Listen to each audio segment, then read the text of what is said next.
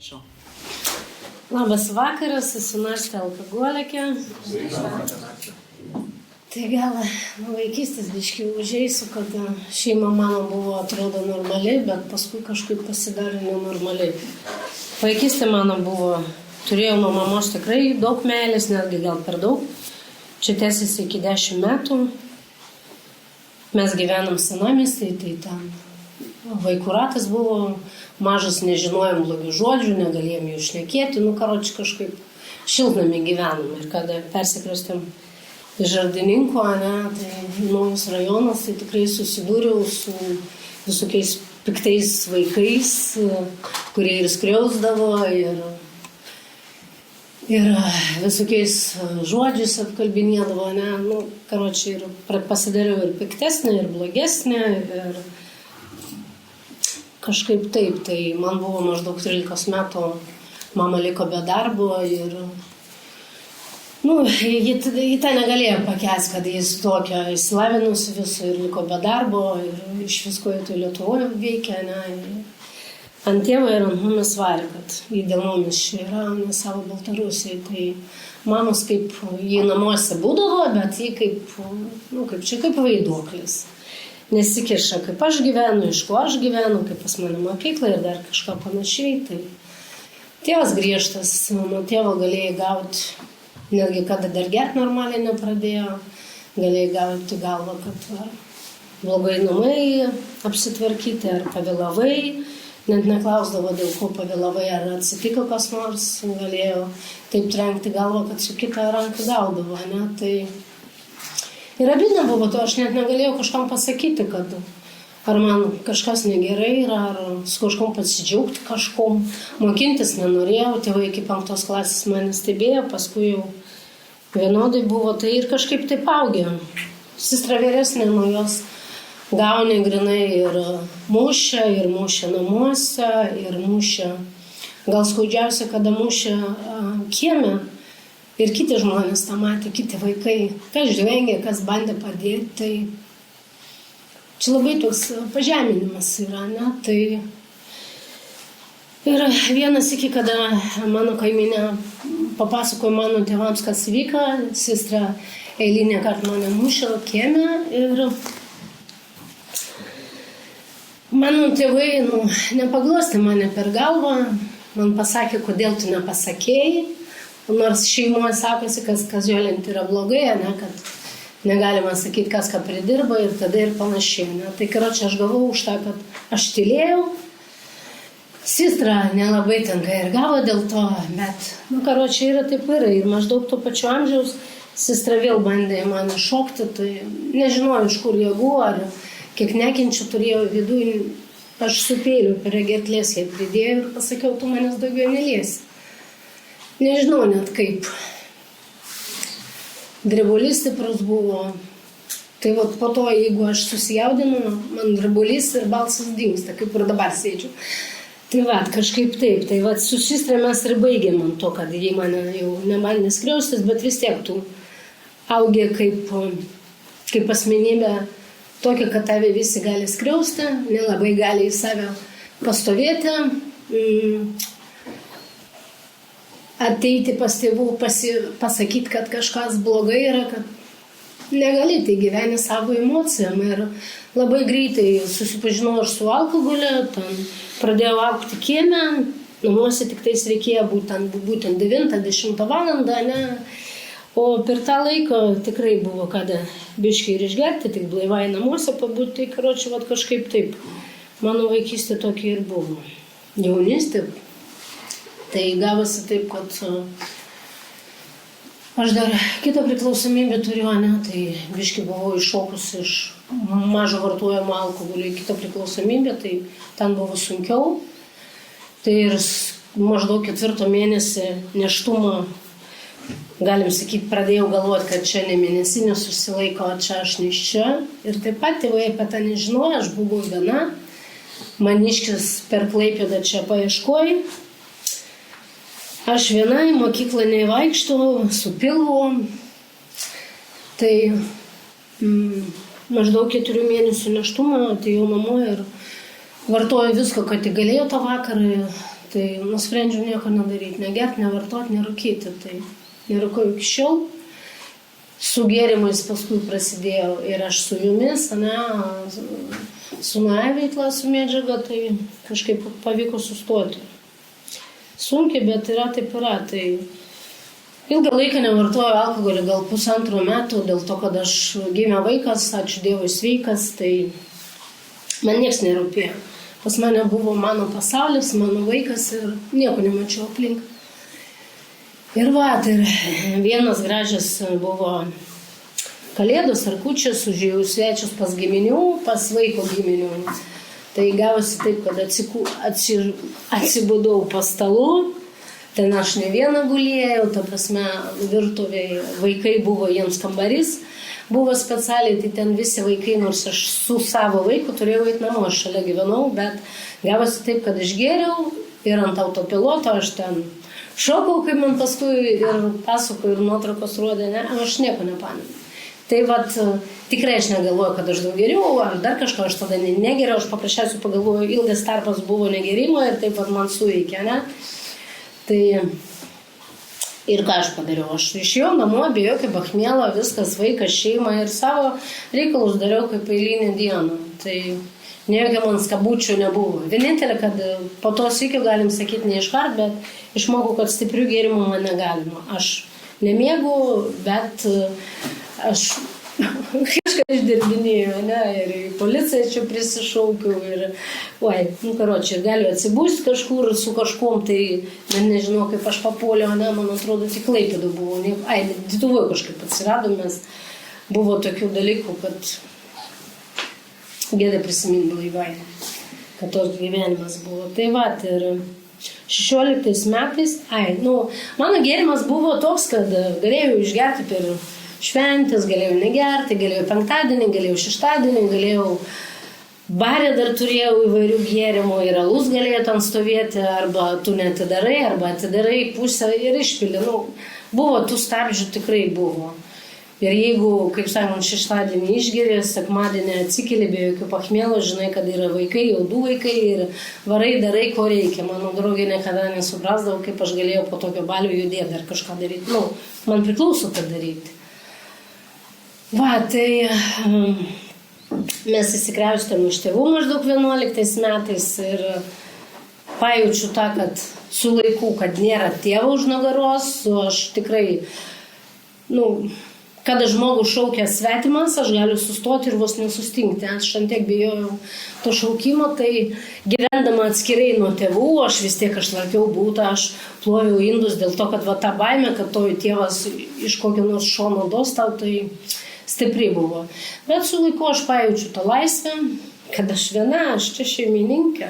Ne man tėvas vadovauja, o aš ir dar vaikus turiu gali vadovauti. Ne? Kai man sakė, aš pasakiau ir gipsas, viso tu turi daryti, mano vaikas. Aš taip pat pradėjau eiti su vaikais. Ir gėrimas prasidėjo didesnis, tikrai didesnis, jau prasidėjo ne tik per išeiginės, jau, ta prasme, ne išeiginėm dienomis, o kada pas mane buvo 2x2 dirbė ir tos dienos daugiausiai. Ir taip pabiški priejau prie to, kad laisvų dienų daugiausiai visi pragerti, kaip vaikai mokinasi, nežinau, kai valga tik žinau. Aš kaip mama, aš galvoju jį aprengti, prižiūrėti, patalynę turi, lovos turi, vienam kambarį gyvenam, bet viską mes turėjom. Ir variau per 2 darbus, tuo momentu aš galvoju, kad vaikam viską duoti. Deja, aš patys savo stačiau, patys savo pirkau ir kaip blaivybė pasiaiškė, kad dėl gėrimo aš dirbau. Tik dėl gėrimo, tik kad man būtų gerai. Tai ir taip ir prasidėjo ir vieną gražią dieną pas mane buvo 2 savaitės atostogų.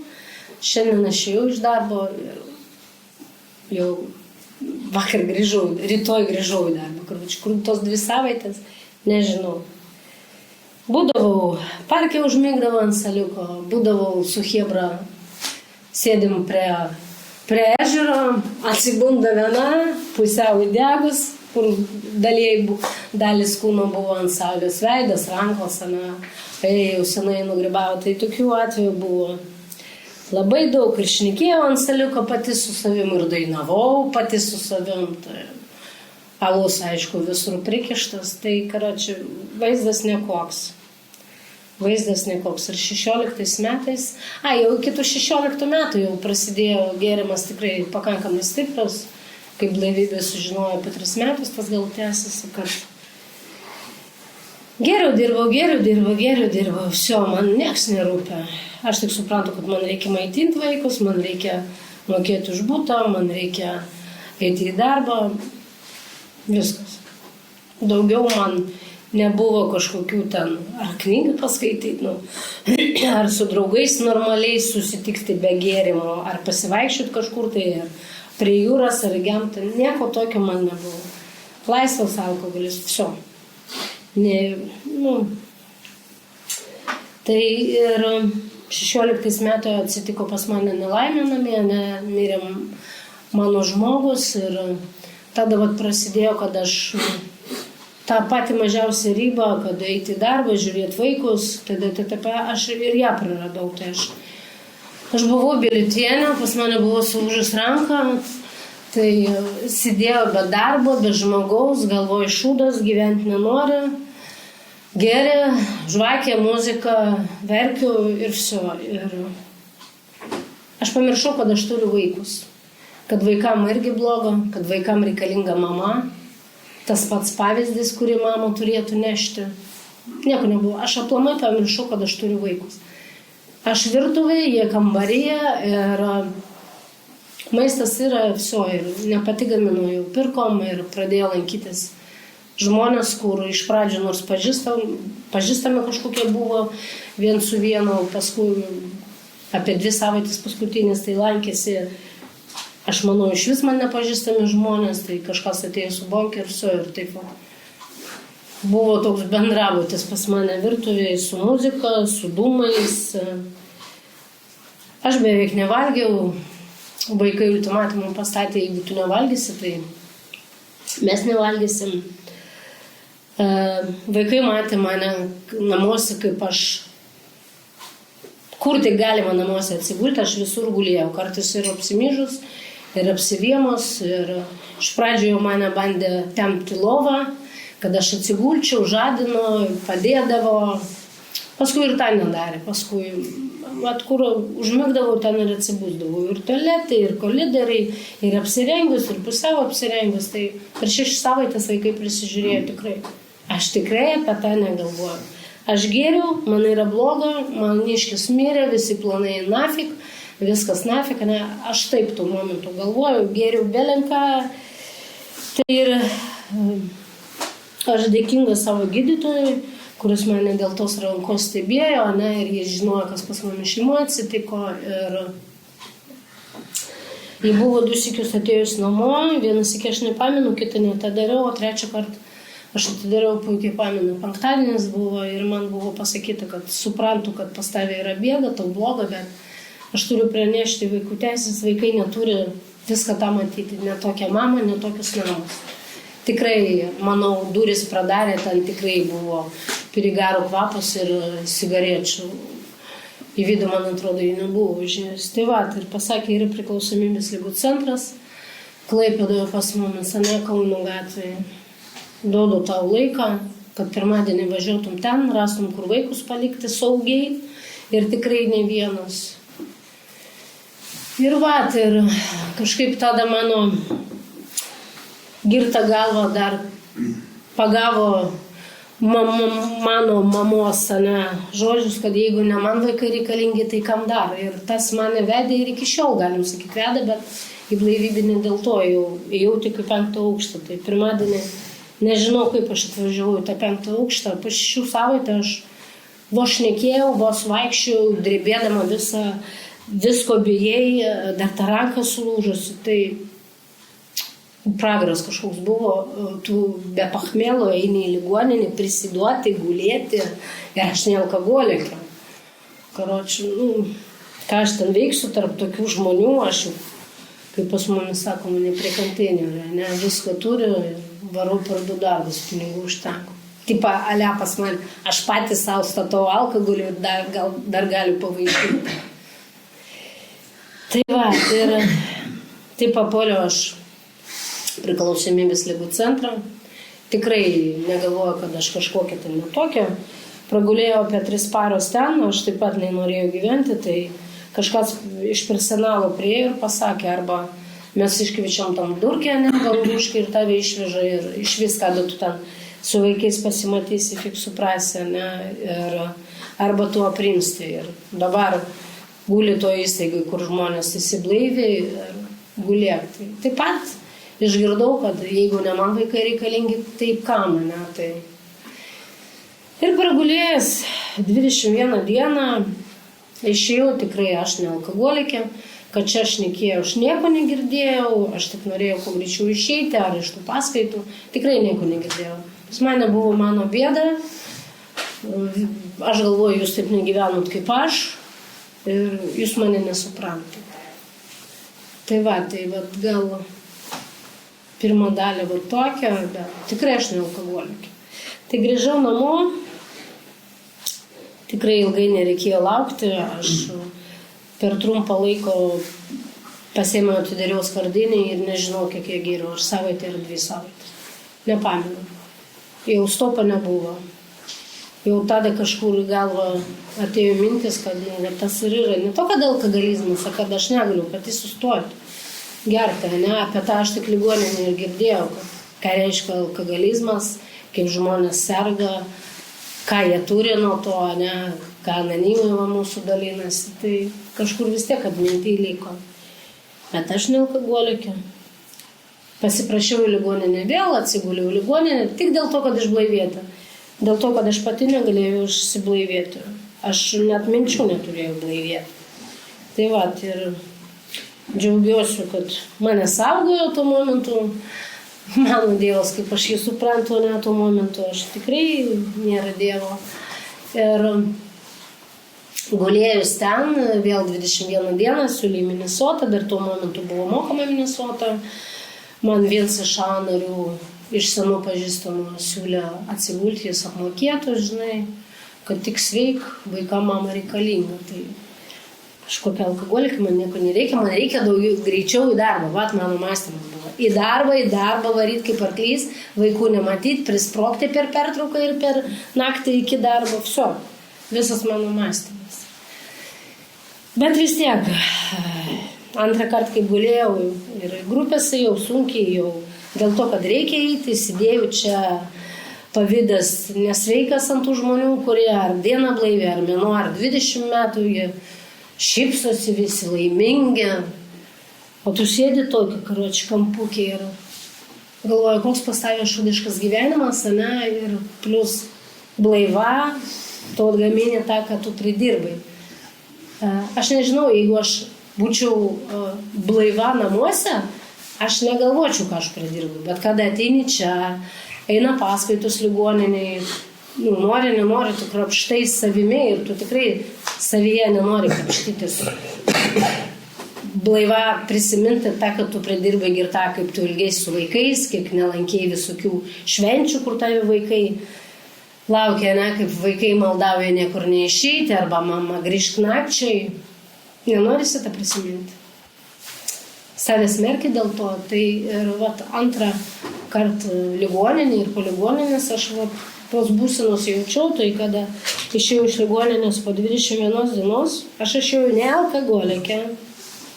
Paprasčiausiai tokia pas mane sunkus gyvenimas, aš ir išgėriau. Bet kad aš negersiu, man galvoje nebuvo. Bet supratimas, kad aš negaliu jau gerti. Tas kažkoks buvo. Ir išėjus iš ligoninės, aš beveik iškart pradėjau nevaikščioti grupės.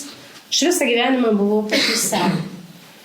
Pati už save, pati variau, pati vaikus kėliau, toks buvo gyvenimas. Kieme pati už save pastovėti. Tai ir čia su kažkokiu alkoholiu aš negalėsiu susitvarkyti. Baikite, kaip sakant, iš medžiagos nulipau pati, o čia suskystą medžiagą aš negalėsiu. Tai aš taip galvoju, kad išeisiu, jūs man nepadėsit, jūs mane nesuprantat, kaip aš galiu pasakyti jums, kad man bloga. Aš su šypsena iki ausų, man viskas gerai, nieks nepamatys mano ašarų. Aš taip galvoju, bet dėja, čia ne taip, čia tik mano kaukė buvo. Ir aš nuo tos kaukės ir kentėjau. Vietoj to, kad ateiti į grupę ir pasakyti, kad man yra bloga, aš negaliu gerti, supratimas yra, bet aš negaliu ir negerti. Aš nemoku gyventi blaiviai. Aš nežinau, ką reiškia gyventi blaiviai. Aš pamiršau, kad aš negėriau skardinę nors į dieną. Jeigu yra skardinė, yra ir bambaliai, ir ten arsenalas didelis, ne? Ten pakavimas. Kaip prisiminė iš parduotuvės su dviejais tais įpakavimais, alaus pati pigiausia. Žiūri, o vaikam pati pigiausia sultė. Taip. Ant vaikų taupau, o ant alkoholio netaupau. Ir tu suprantate blaivybę. Tai va, ir baigiau pas jumis vaikščioti po ligoninės ir ką gavau, kaip čia rekomenduojama. Vaikščioti grupės, šnekėti, sakyti, dalintis, rasti globėją, nedalyvauti, nepilstyti, ne? Visokių tokių pas mumis rekomendacijų yra. Taip, ką man? Aš juk pati, va, tai aš blaivybę prabuvau 7,5 mėnesio viena. Tai čia yra sausa blaivybė, aš nieko nedariau dėl savęs blaivybę, aš tik negeriu. Aš nešnekėjau su jumis, aš nesakiau, kad man bloga. Aš žvengiau pati prieš save, kad kam aš čia pasakysiu, kad man bloga. Juk smerks, žvengs iš manęs, pasakoms kitiems, kad aš netaip gerai gyvenu, ne? Ir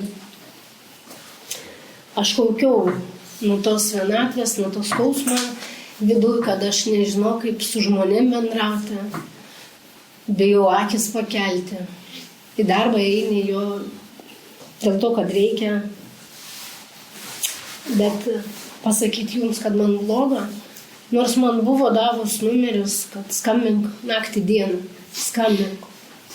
Jeigu tas numeris duotas, reiškia jis duotas, kad tu būtum biški egoistė, negalvotum, kad ten ar vaikai, ar šeima, tau bloga ar geras skambina. Aš to nesinaudojau. Va, ir po 7,5 mėnesio aš užgėriau. Vienintelė, kad, kaip pas mane sakoma, susipažinus su anoniminiais, tu jau neatsigersi skaniai. Nieko, nebus tos medžiagos, ne efekto, nieko. Tai aš pamenu, kad aš atidariau ir aš jau gėriau dėl to, kad aš juk atidariau, ką vis tiek jau išgėriau, ne? Tai ir supranti, kad šūdas, brūdas ir ilgai lauk nereikėjo, aš greitai atsikreipiau į ligoninę ir, kaip suprantu, Dievas visur buvo su manimi, aš skambinau, mane priimdavo tą patį dieną ir kitą dieną. Man nebuvo taip savaitėm laukti 2.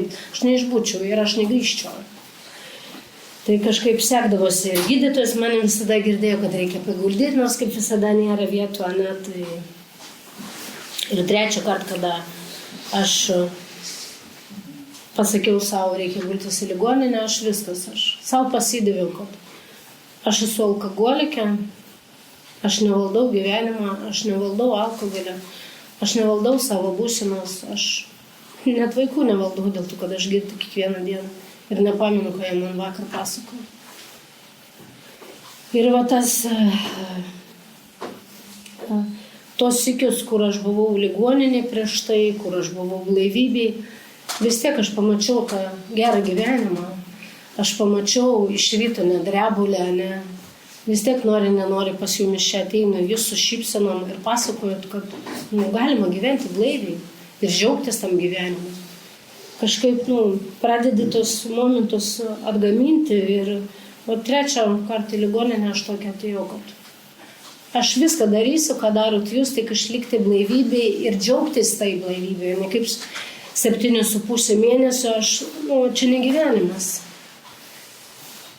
Čia to egzistuoja ir, jaučiu, jeigu darbo nebūtų, tai nežinau.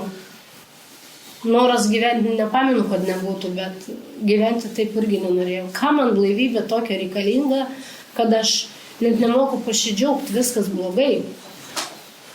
Tai ir supratau, kad man reikia skambinti, jeigu man yra bloga.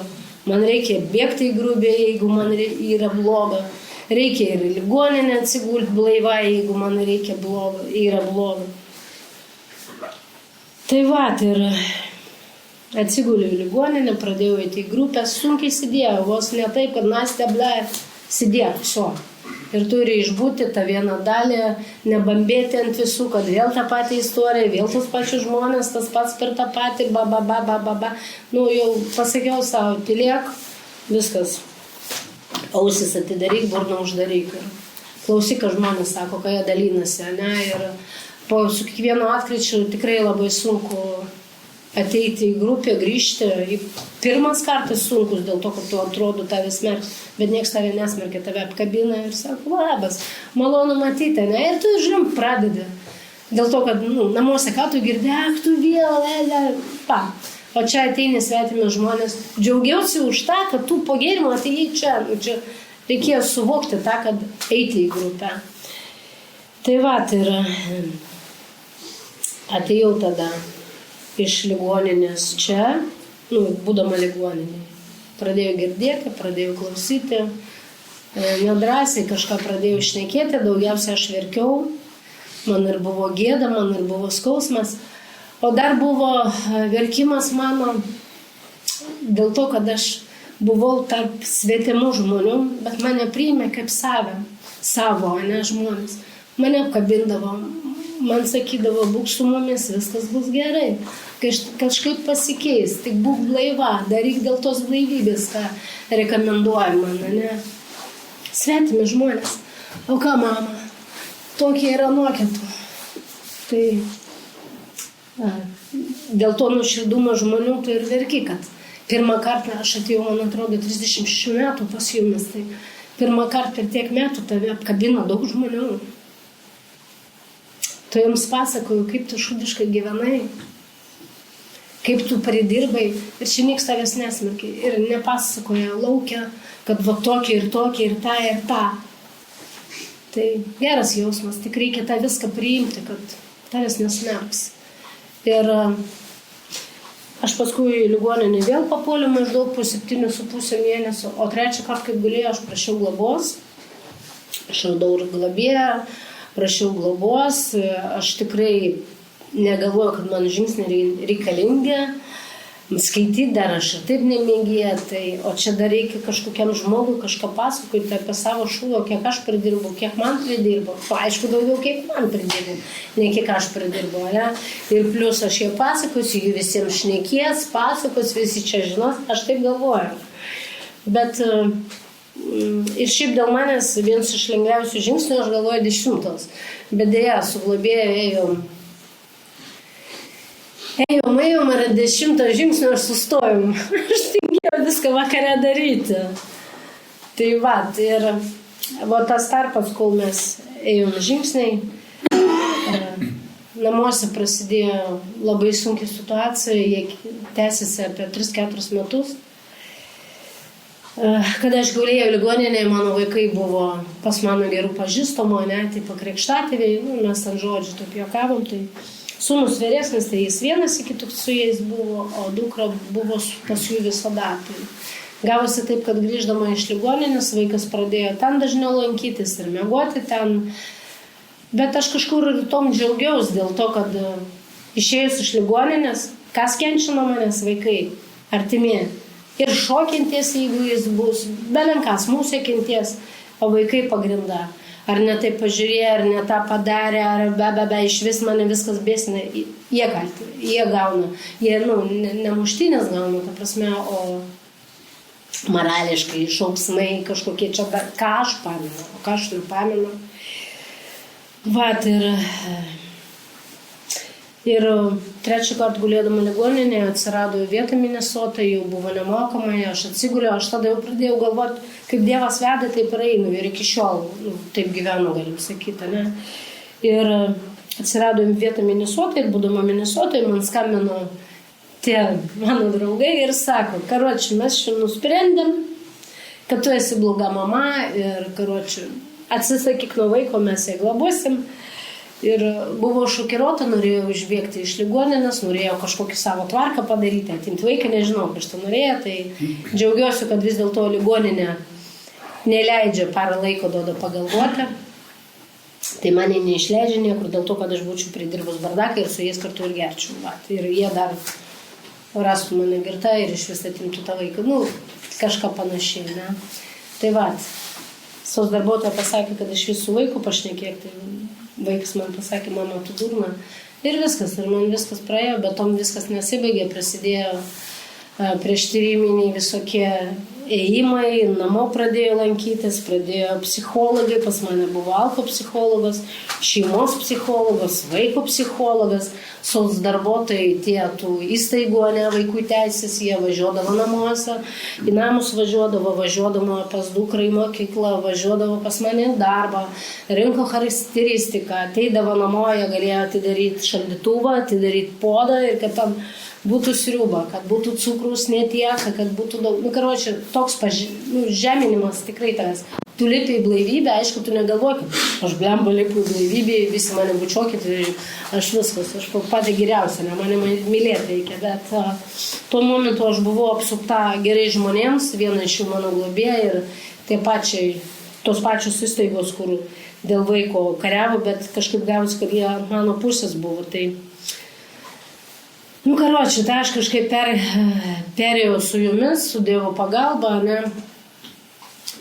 Ir vat, mes kaip žingsniavom, aš su Dievu tikrai nedraugavau, aš sakiau, jūs turit savo Dievą ir turėkit, man nekiškit, ne, kodėl mano vaikai taip gyveno, kodėl aš gyvenau taip vaikystėje, kodėl dabar, tada, kodėl karai, nu, karočią, va tokie šūdai.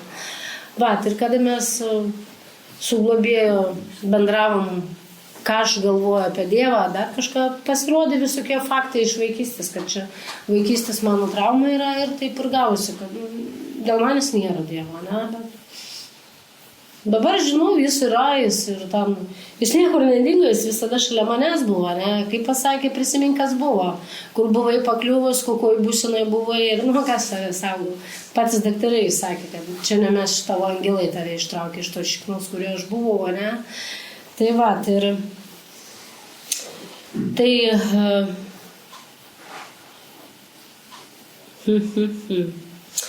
gal vat, kol kas apie tą tiek ir dėl vaiko viskas tas nesibaigė, teismo nebuvo, aš buvau su jumis, aš verkiau, aš kaukiau nuo to, kad kokia aš nachren mama, kad nori atimti vaiką.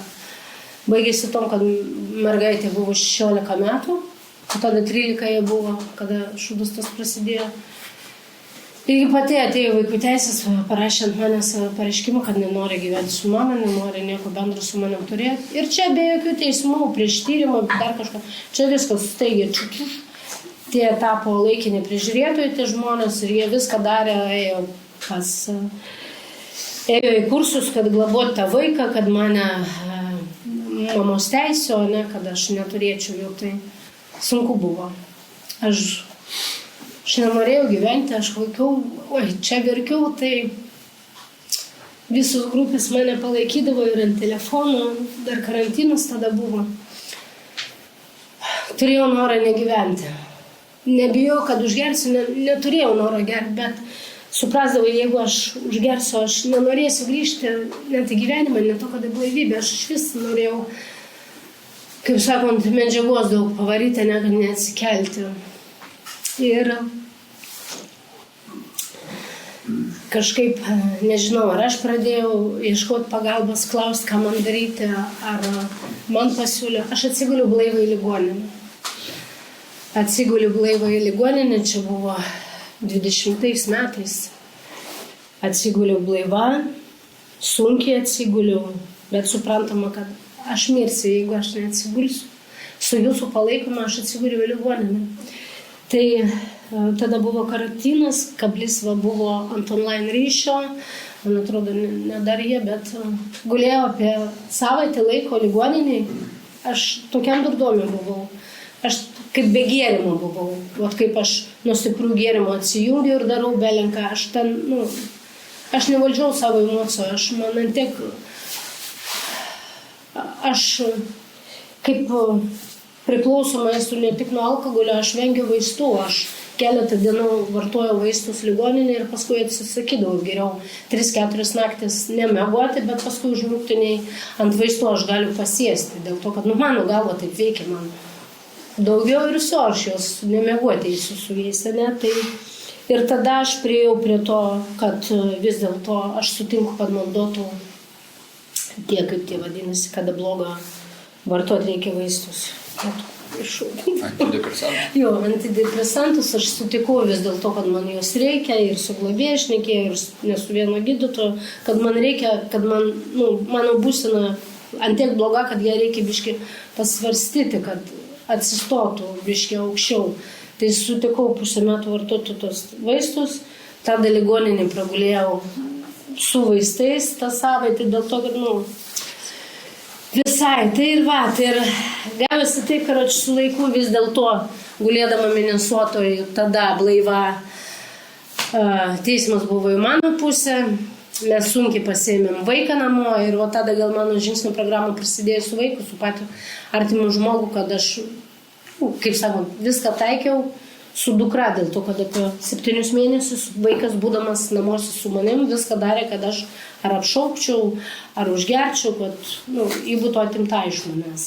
Tai teko tylėti, teko išgirsti, kad čia yra asmenybė, pofik kiek jie metų, ar 3 metai, ar 20 metų, tai teko mokintis pratylėti, tai dabar turiu puikiai su ją santykius. Ir dar gal greitai pasakysiu, per tą laiką gulėdama Minesotoje, išeidama iš Minesotos, pas mane sūnus prigėrė daug vaistų, jis neišlaikė, kas buvo ir 3 dienas gulėjo komai.